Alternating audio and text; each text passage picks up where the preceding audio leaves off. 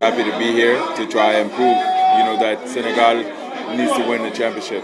So, this year I think it's a very good year, very good team, very good coach. I think it's a very good year. I'm very happy about this year, and I'm very happy about the team that they put together, the management. Ok, il dit que l'année dernière, cette année, pour avoir de bons résultats, on doit travailler dur, être vraiment des compétiteurs. Maintenant, l'année dernière, c'est vrai que on a essayé tout, mais cette année, nous avons une bonne équipe et avec tout ce que nous avons comme potentiel, on va tout faire pour jouer en équipe et essayer de gagner, de qualifier. D'accord, son objectif personnel. You have a goal, individual goal? No, win the championship for Senegal, for Ville de Dakar. That's it. I'm too old to be trying to prove a point to anyone. Il est trop âgé pour pouvoir avoir des résultats personnels. Il est dans la même équipe avec un expérimenté sur le Diabaté, Dembélé, avec des joueurs, Axel. Oui, Axel et des joueurs locaux aussi qui sont des habitués comme Sambala, les Fall, Balendia. Est-ce que cela nous donne beaucoup plus de motivation et plus de chance pour la saison de Dakar? Okay, he said with Solo, with Axel, everybody, Deng and the potential we have. It's a motivation for you to work To win? opportunity to win, yes. Yeah. My motivation is just the team. It's about proving myself, and it's about proving that Ville de Dakar can win a championship, doing better than what we did last year. It's not about the Deng or Solo. It's about the local players, and it's about the country more than anything. Oui, tout ce qui l'intéresse, c'est Ville de Dakar, l'équipe pour avoir joué. Ce n'est pas les individualités, ce n'est ni personne, mais le team Ville de Dakar. Hier, on a discuté un peu, il dit, lui, c'est un Sénégalais. He's a Senegalese man right now, and he'll do all he can for help us to have good results. Yes. How do you feel in the team? Honestly, being here, I feel like I'm home. I feel like I'm among family. I'm among brothers. So, I feel good. I feel like this is home for me. am jël jour yu am expérience ci NBA ak expertise continentale est-ce que loolu day wane nii rek ak li ngeen recruter que nopp ngeen ren ngir def lu gën li nga xam ne jot na fee jaar.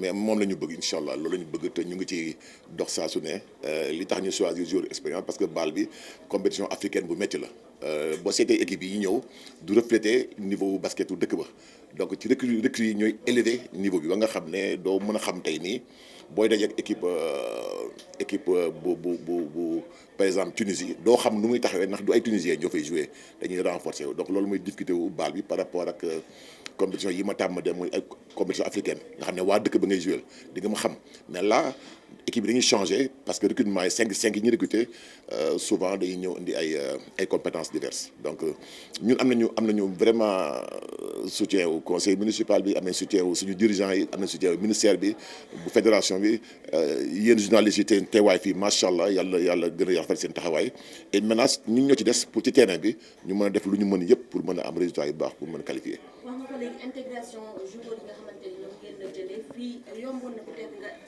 coacher benn équipe mais fii pratiquement ay équipe ngay coacher ndaxte yu bëri joueurs yu bëri jóge ci différents dëkk ngeen di coacher naka ngay fas yéene def manager loolu ak intégration est-ce que mi ngi jàll. waaw mettre les principes rek xam nga si boo tegee principe yi xam ne aussi entraîneur gañewul match joueur ñoo gañee match ñun suñu credo bi yëpp mooy fexe ba nga xam ne ñëpp nekk benn ñu amandoo objectif ñu kafandoo réewandoo demandoo ba nga xam ne ñoom joueur yi nañ nekk à l'aise loolu bu amee rek li si dina gën a yomb.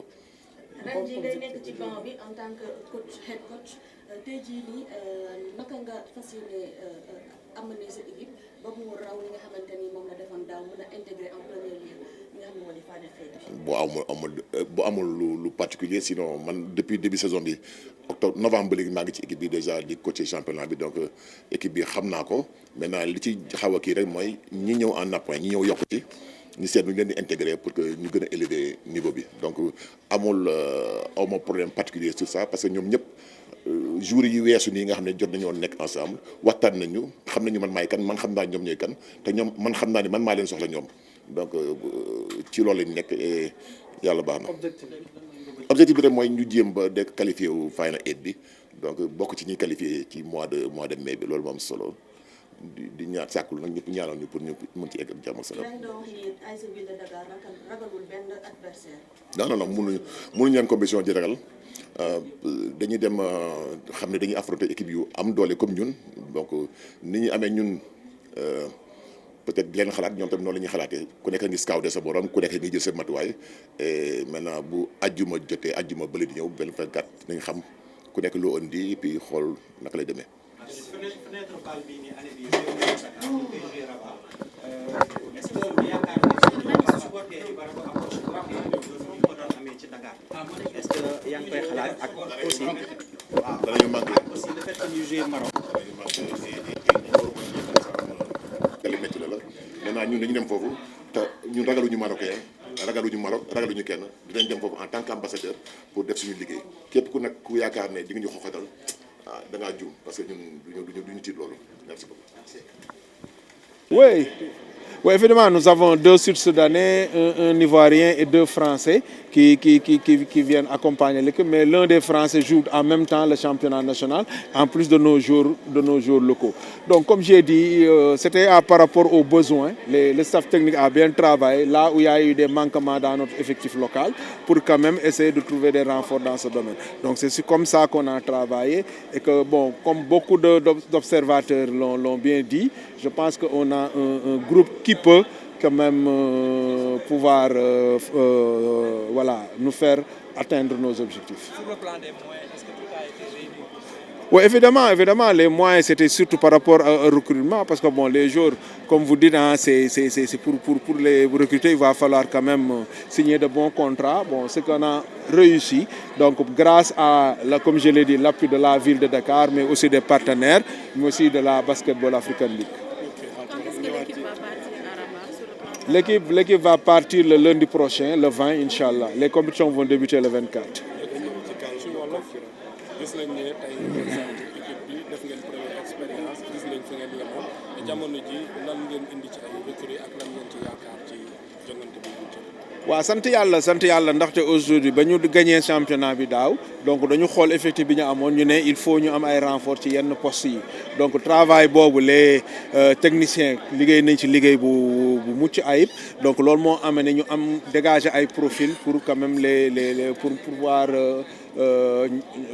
yokk suñu effectif donc ñuy ciblé donc on s'est donné les moyens quand même avec l'appui de la ville de Dakar pour am ces recrutements donc loolu ce qui a été fait mais li am importance mooy base locale bi je pense que base locale bi on a des joueurs qui sont déjà capables d'aller jouer au niveau africain donc boo ci amee ay renforts yoo xam ne dañ lay mën a dimbali donc la ngay def lu dul satisfaction donc travail boo xam ne la travail bu am solo la technicien yi def donc li ñuy def mooy ñaan yàlla rek mooy objectif bi ñu am ñu yàlla may ñu atteindre ko. nationalité yi ñu gis ne ñëw nañ ci équipe bi mën nga leen limaale aussi.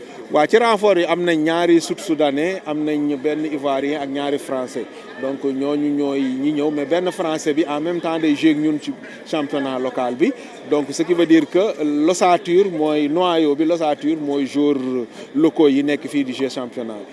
ci wàllum koppar ndax yëpp yem na. waaw mun nañ ko wax parce que fii koppar bi pour ko wax c'est laissé surtout par rapport ak recrutement loolu mooy jël les moyens donc yàlla dogal na li ñu soxla woon pour mun a def recrutement bi am nañ ko par l'appui de la ville de Dakar d'abord par l'appui des sponsors mais aussi par l'appui de la Basketball African League. équipe bi incha allah altine prochain le 20 la ñuy dem donc parce que compétition bi vendredi le 24 lay démarrer.